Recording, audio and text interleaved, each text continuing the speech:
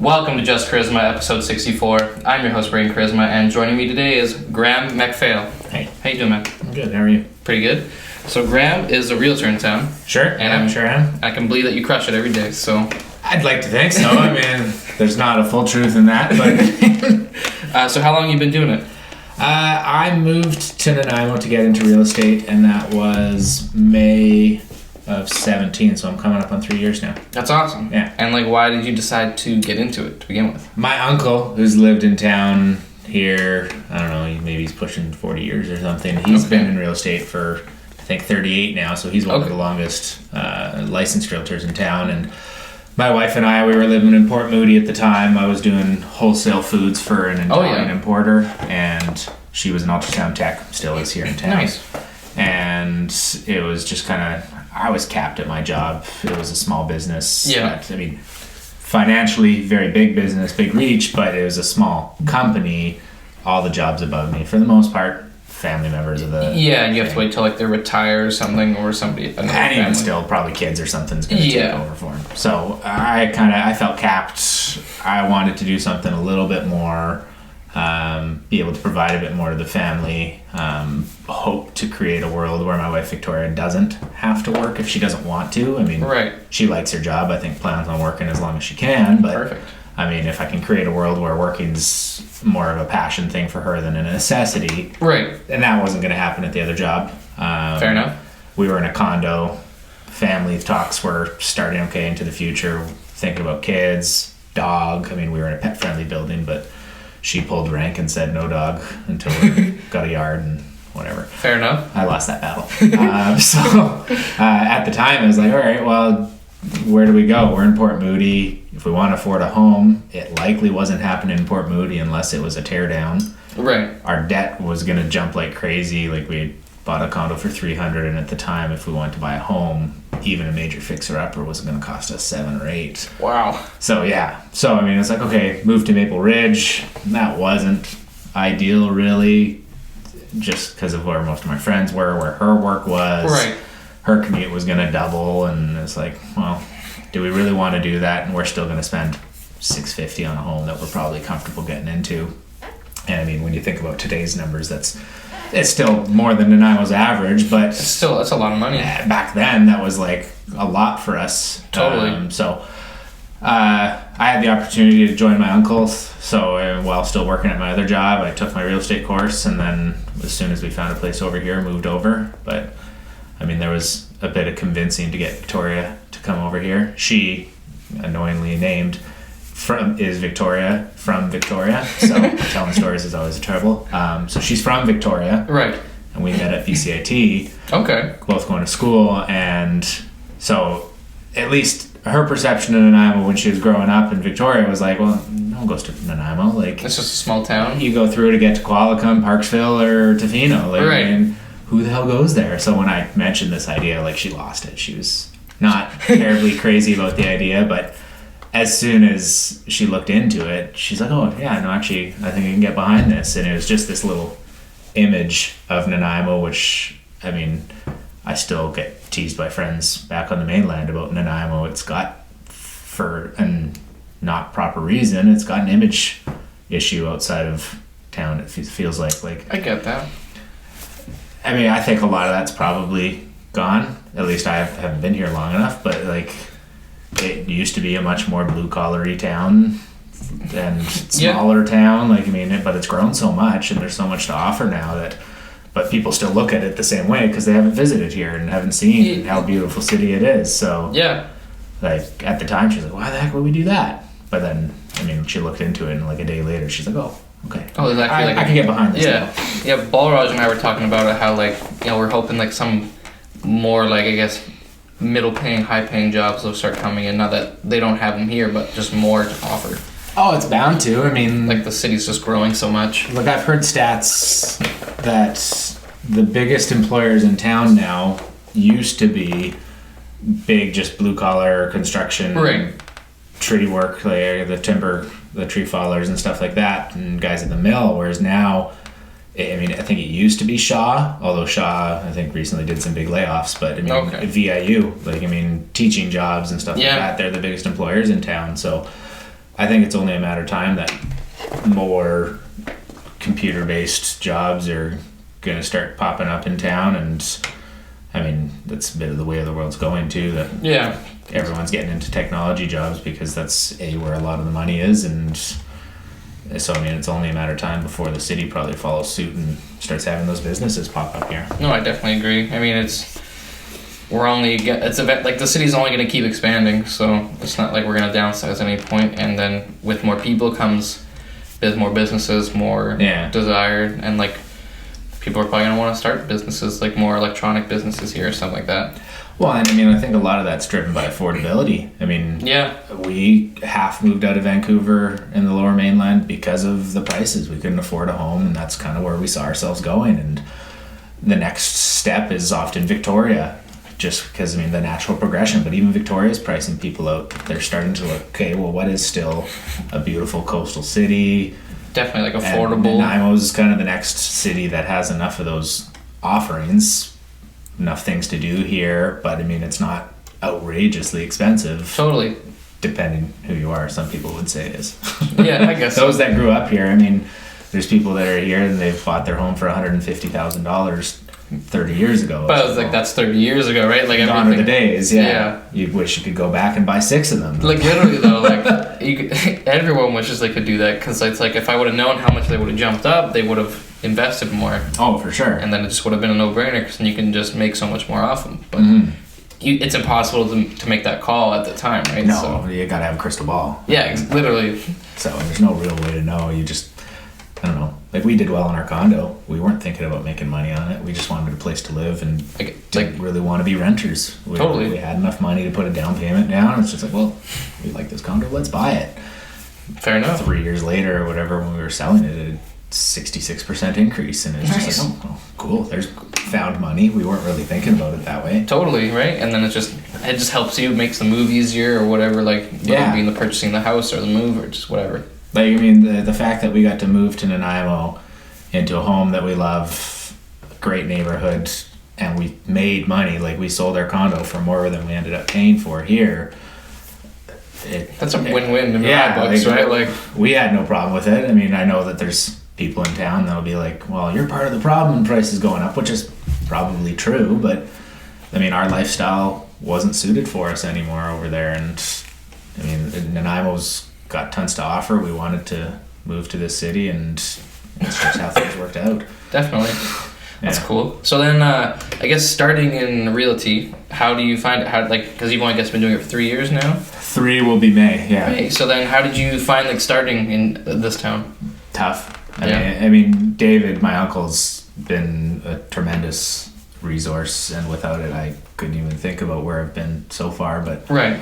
I mean, the first 6 months for me, probably for most every realtor, is tough, is slow.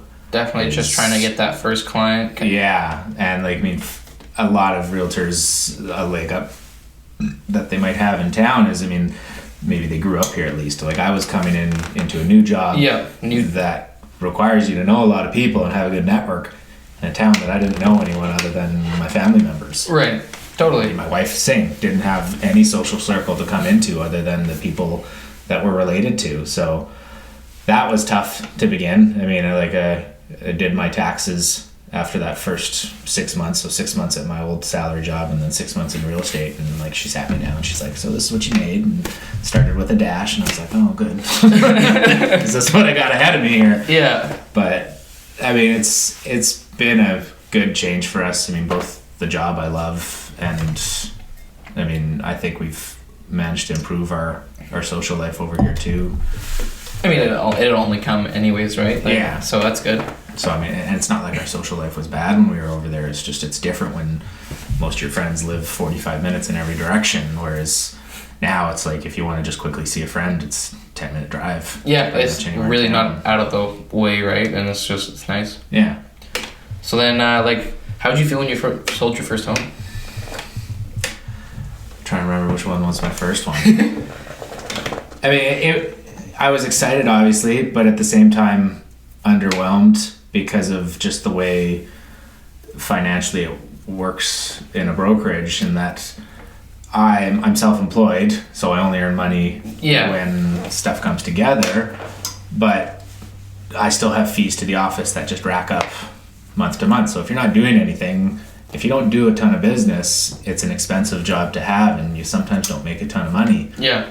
And for me, 6 months in, doing nothing, well, the office account, just saying what you owe, keeps growing. Like, the first check came in, it's just like, oh, okay, well, let's go out for dinner. Like, that's all I can afford. Yeah, like, let's pay off these bills and then go out for, go to dinner. Yeah. So, I mean, at the beginning, it was exciting to finally have one on the books, but at the same time came with a little less bluster than I probably hoped, just because of the reality of starting this business kind of hit me, and that, okay, it's not just gonna happen. Like, money is gonna, earning an income is gonna take a while at this. And so, I mean, it's still fine. I'm fortunate enough with Victoria that she works a full-time job as an ultrasound tech, so she's got a healthy income, and that has always been a great support to me, because I've never really felt like I had to be hustling, trying to feel like I'm pressuring people to have things go. Like, I've always, at least in my opinion, I hope people feel the same way, that I'm always kind of very standoffish about pressuring people. Like, it's kind of like, if you want to do something, we'll do something. Otherwise, I'll take my time. Yeah. Because I'm fortunate enough to know that we can still put food on the table if I'm not selling homes right away. Yeah, exactly. That makes sense. And that's good, though. Yeah, like, you wouldn't want to pressure anyone, because then that's only going to... It could be a bad reputation at that point, because then you're just like, oh, he's forcing me to figure something out, or, some people just don't want the pressure, right? Because it's a big purchase, especially when it comes to, like, a first-time home buyer, or... Oh, for sure. Like, if they're going for the second house, but, they're just about financially ready, but they're just looking around now. And I mean, real estate's, for majority of people, is probably the biggest investment you'll ever make. So I mean, how often are you going to spend like $500,000, right? Like, I mean, the first time we bought a condo, hearing the bank was going to give us $300,000, I was like, are you guys nuts? Yeah, like, literally, like, you're just going to give this to me? Like, why? But I mean, it's likely the biggest purchase you'll make, and so I mean, I want to make sure when I'm helping people buy or sell that they're not feeling like there's any sort of pressure from me. Like, I mean, look, you'll make the decision when you're ready to make the decision. Totally. And I'm just going to make sure that you're protected about it and informed and getting a good price, that you're not getting hosed. Like, that's kind of what I'm hoping I'm bringing to the table most days. When you're helping people, like, buy a home, whether it be like a first-time home buyer or they're just going for the second one, how do you know, like, do you look for houses for them, or do you just let them kind of do their own thing and kind of find something that meets their criteria? Both, yeah. I mean, step one for pretty much everyone is I get them on in the system on a search. Right. And I try to keep it somewhat rough so that it's not over filtering homes, and then everything comes to them, because I mean, a lot of people, when you're just armchair looking at homes on Realtor.ca, if you're not like looking in the right spot, potentially you might miss homes. Whereas set up properly in the system, everything's going to find you. Sometimes too much, but it allows you to oversee and just filter out the stuff you don't want. Right. But I mean, when I'm not busy, I'm always looking, and if a home comes up that I see and I click on those, that's for that person right there, I'll call them right away. And I've had, I mean, just only a couple weeks ago, someone wrote an offer on a home that the same day we saw it, because I saw it come up, and I texted him basically right away, hey, what do you think about this property? And she's like, oh, no, it looks good. And I was like, it's vacant. You want to go right now? She's like, I'll see you in 30. So sweet. Within half an hour, we were in the home, hung out for an hour, kind of looking at all the details, and that night she decided to buy it. So nice. Yeah, so sometimes I'm looking for them. Sometimes they send me the text and say, hey, these are the ones I want to see. Let's go. Okay. Mm-hmm. How many clients are you kind of managing weekly? All over the place. Lots of ebbs and flows. Okay. Like today I didn't look at any homes with anyone, but I mean, tomorrow I've got someone coming from Langley. We'll look at 4 or 5 homes. Okay. Looking at a couple on Saturday. So, I mean, sometimes 3 or 4 guys are looking at homes a week, sometimes none, and I'm just kind of working on the business side. Right. I mean, there's the selling of home side too, so sometimes it's just having those conversations leading up to the decision to sell about what's the strategy, how are we going to kind of best maximize your selling efforts. And for sure. So you're not looking at homes with them, but you're just doing a lot of emailing and chatting about kind of the strategies going forward. Well, that makes sense. And when it comes to like selling homes, do you find it more difficult to like? Do you find that some people are hesitant on selling their homes? Like obviously they've approached you because they're curious to what they can do or something like that. Or do you find like most people by the time they're reaching out to a realtor have already kind of made the decision that we want to sell, but they're just maybe going to feel out who do I want to work with, right? Who's got the best strategy, like who's going to market my home the best.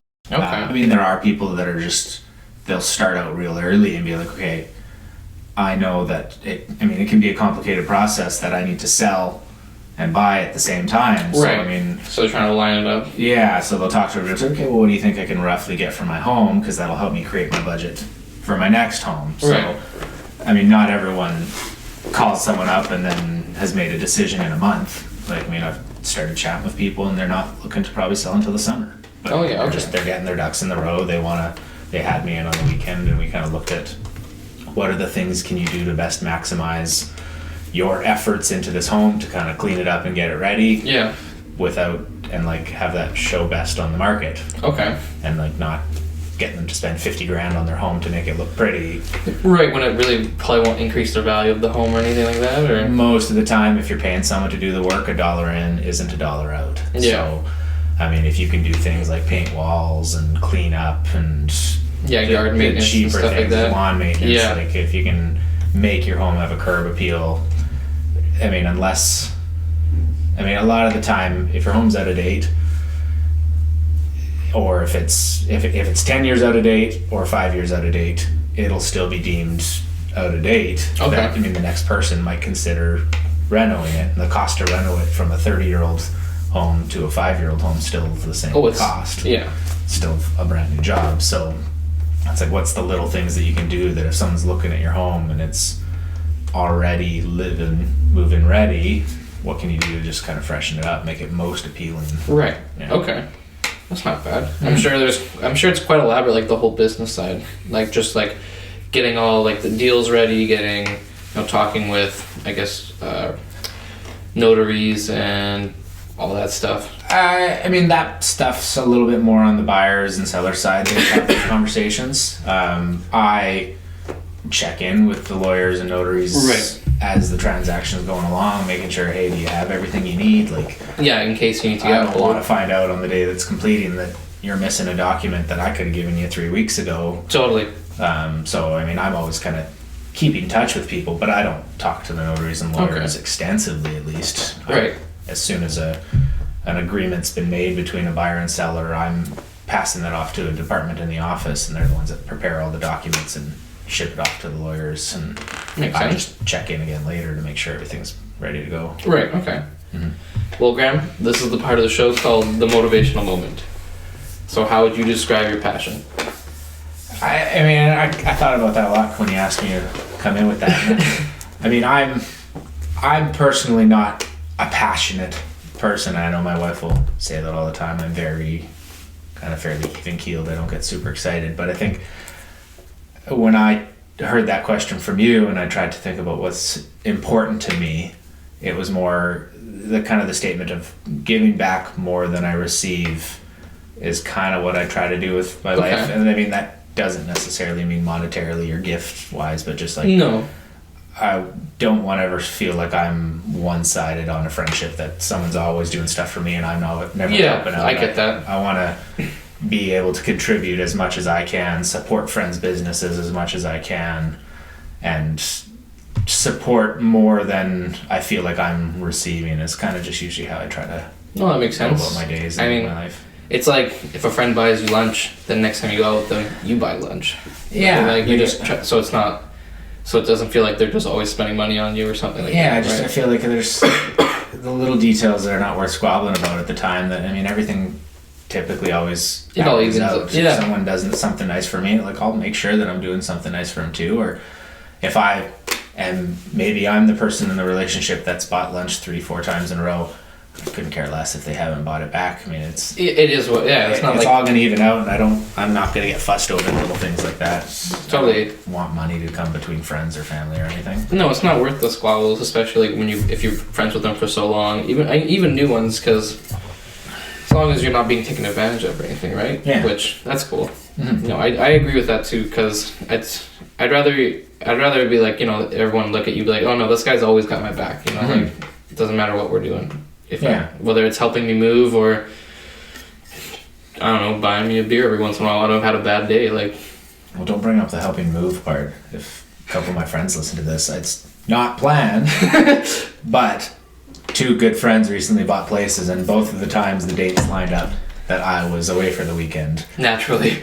Not at all on purpose. So if Rob listens to this, he's going to be like, oh, that prick. But it wasn't by choice. It just happened to be a long weekend. Fair enough. That's awesome.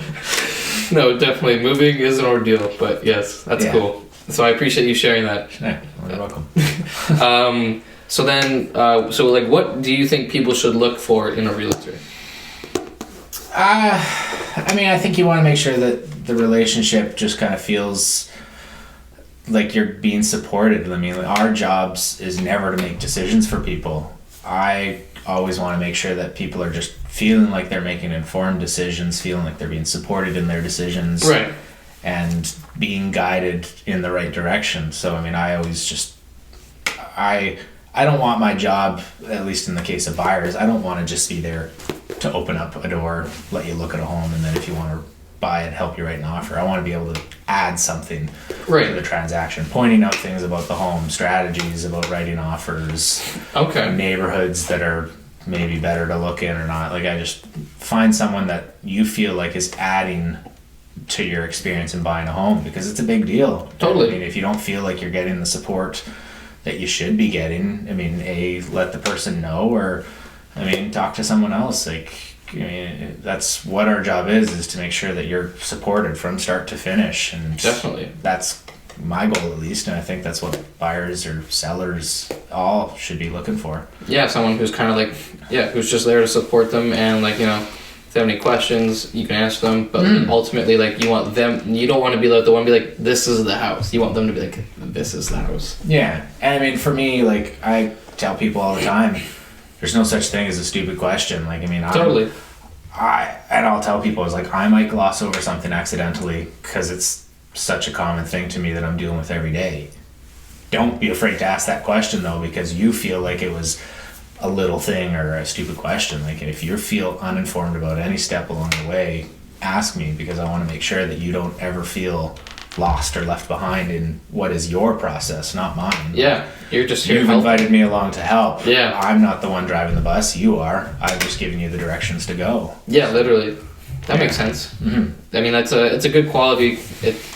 It's just like you want to have that good relationship where you're just not, like, you don't want them to feel like you're a car salesman, Yeah, I mean, and that's, I mentioned earlier too, that's, I think, where my wife has been a major support to me, and that I never felt like I had to push or talk someone into a transaction, because I knew that, maybe we didn't get to spend money freely, but food was going to be put on the table, whether I was doing anything or not. We would get by. So let them take their time. Buyers and sellers, if you're not ready, don't do anything. Don't rush. That you're ready for this decision, because it's a big decision. It's not something you want to spend $600,000 and then the next day be like, oh geez, did I make the right home? Yeah, like, you don't need like buyer's remorse. Like, the day you get in, it's just like falling apart, or like or something's just wasn't there that you didn't realize wasn't there. Or, whatever it could be. You want to make sure that, like, everything going into it, and then you also whatever problems you may, like, that home may have, that you're like, okay, I can overcome this problem, or like you're okay with it because it's something you can fix down the line. Yeah, and that's kind of like you saying, like, problems with the home things too. Like, I always try to talk to people when they're looking at buying homes, is as much as the cosmetic things, they cost money. Totally. But try to ignore the cosmetics and just be like, how does this home make you feel? How does this neighborhood make you feel? How does the layout of this home work for you? If the paint sucks, it's going to cost a bit of money to fix it, but don't ignore a home because of the paint color. Totally. If you love the home, the neighborhood, and everything, you can fix the other stuff. Definitely. So, just making sure people get into the home for the right reason, not, oh, this home's perfectly designed for me, but like, what if the layout sucks for your lifestyle, or the neighborhood sucks for your lifestyle because you work at the airport, but here you've bought a home in Arrington. So and you said from the beginning, I don't want to commute. It's like, well, you're going to be pissed off here now because you're going to drive 40 minutes to work every day. Yeah, and it's going to suck because now you're like, it just throws off your whole, like, your schedule because now you have to prep earlier and blah, blah, right? No, that makes sense. Like, what, when it comes to, like, people like interested in homes, what do you find like the biggest problem is, like, with, again, whether it be in the home or I guess with the home itself, or with like the process of buying? The home itself. Like, what do you find like that are like some of the biggest turnoffs for people? I think everyone's just a little bit different on what the important factors are for certain buyers. I mean, there's always going to be maintenance issues, but I mean, that's whatever they are. That's kind of the important step of an inspection, and totally. I mean, all maintenance issues, unfortunately, with enough money, can be corrected. So, I mean, what's your situation? Are you a 5% buyer, but you've got lots of money set aside because you're ready to do work, or are you to the max just at your purchase price with your down payment? So, I mean, if you find out the inspection, it's lots of issues here and there, well, yeah, maybe this isn't the place for you unless you're willing to tackle them slowly by yourself. Right. I mean, if you're a guy that we do the inspection and lots comes up, but you're like, okay, well, I got deep pockets and I'm handy, I can do all this stuff myself, then it's not a big deal. So, I mean, I'd say common issues to come up are things like roof, windows, stuff like that. But I mean, everyone's is going to have a different appetite for the repairs, just depending on who they are, what they can do, and financial situation. That makes sense. Would you have any advice for people trying to buy a home?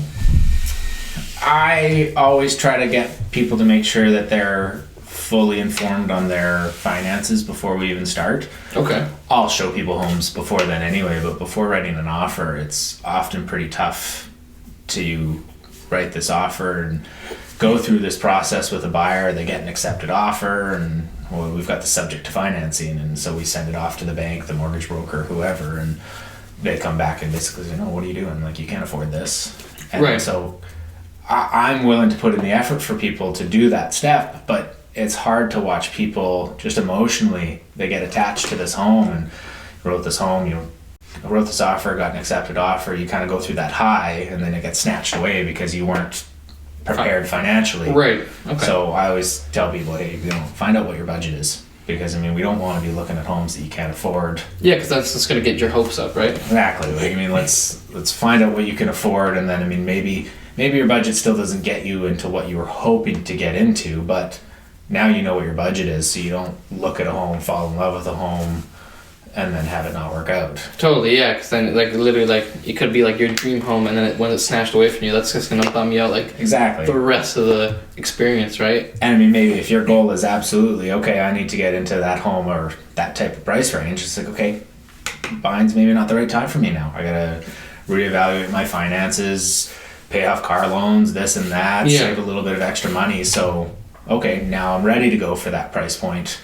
Let's do that. Totally. So I think having, like, I mean, you had Balraj on a couple weeks ago, having a mortgage broker or bank giving you your budget ahead of time, I think is the single biggest thing before you start looking at homes as a buyer. Definitely. Okay. Yeah, that makes a lot of sense, because at least you're not going to, then you won't be looking at homes that you won't be able to buy, or like, and at least it puts it in perspective of, okay, I can get this. It's now the right time to buy, like you were saying.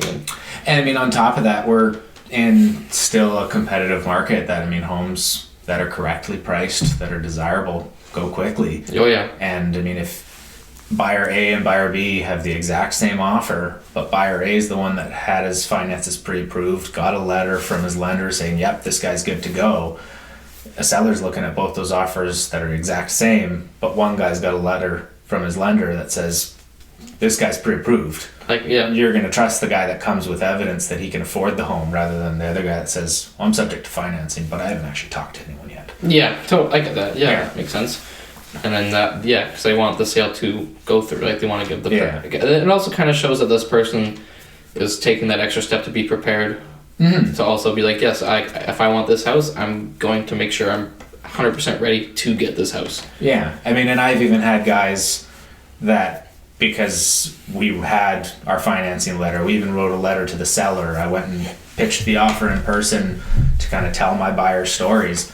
They won the home over guys that were willing to pay more for it because of everything else that we packaged together and the strategy of our offer. So like, whether or not, I don't know the details of the other offer, I never will. But I mean, maybe those guys didn't have a pre-approval letter and the seller got to look at them and say, well, these guys are going to give us $615, but these guys are going to give $600, but I know this one's going to go through. Right. Some sellers will take that $15,000 risk or hit just because it means I've sold my home. Yeah. Some will say, no, I want the risk, I want the money. But then there's the possibility that buyer doesn't work out. Is that other guy still waiting around, or did he go find another home in the meantime? Yeah, like now maybe they sell for even less. Yeah, now that we have to go into the under 600, right? Like potentially, yeah. Which would suck because I mean, obviously you want to get the most out of your house. Exactly. I mean, everyone obviously wants. Sellers, they want to get it for as much as they can. Buyers want to buy it for as little as they can. Exactly. I mean, it's just the way the nature. Exactly right. That's just that's the fun of it, is the haggle, and it's like, okay, well, would you accept this? No. Okay, well, let's figure out what we can work on. If you no one knowingly pays more for something just for fun. That's just it, right? Like you only see that in like TV shows when they're goofing around. We're like, you've convinced me, and then he hands them like $100 instead of like $25, and that's just silly. So then, would you recommend people jumping into realty, like becoming a realtor? If you're prepared for it. I mean, if you're prepared for like the slow start and not having a consistent paycheck type thing, or like the biggest thing is, I mean, the real estate course is good in that it teaches you the legal side of it. Totally. It doesn't teach you anything about the business. Okay. So, I mean, if I didn't have David, I don't know what I would be doing. I might not even still be in real estate, because it doesn't teach you how to have the right conversations with people, how to write good contracts. Okay. What things to look for in homes. Like, those are all things that you need to figure out yourself. Yeah. So I'd say if you're starting, make sure that you got someone to work with. Like, I mean, even if it's for a little bit, I mean, team relationships exist all over Nanaimo. Yeah, I've definitely seen multiple realtors in my house. So, I mean, there's usually a financial cost when you're working for a team, but I mean, the benefits of learning from someone, I think, are greater than most people will get than the savings by not being in a team but running completely solo. Right. Because it's tough to start. It can be expensive if you're not doing any business to start. So, I mean, I'd say, it's a good business to get into if you don't mind sporadic work schedules.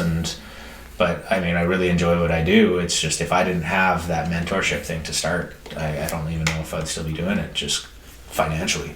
Makes sense. Yeah, no, that 100% makes sense, because at least you had like your uncle to show you. Yeah. Like the ropes, right? Like, okay, it's like, yes, you know this, but you got to learn this. And I mean, we see it from a lot of the other realtors in the office that, I mean, she left the business because it just wasn't making a go of it. But some of the other ones that have started and are working with parents and siblings and stuff, having that support system has allowed them to take those first couple steps that for sure everything kind of has now started to snowball on. That's awesome. So, yeah. Okay, that's really cool. Well, Graham, I appreciate you coming on the show. Thanks for having me. Where can the people find you? You can. So, I mean, if you Google my name, Graeme MacPhail, Realtor, or I mean, we kind of call ourselves Hayward and MacPhail Real Estate. We're kind of Royal LePage. We're just right by Long Lake in Nanaimo. Okay. On Instagram, Harbourcity Realtor, and I mean, anything that you'll post online about, you'll have my information, I'm sure. Yeah, so, absolutely. Yeah. Cool, man. You can find me at Just Koryzma on anything. If you like the video, hit the subscribe button. Check out the other stuff, and thank you guys for watching. We'll see you guys next time.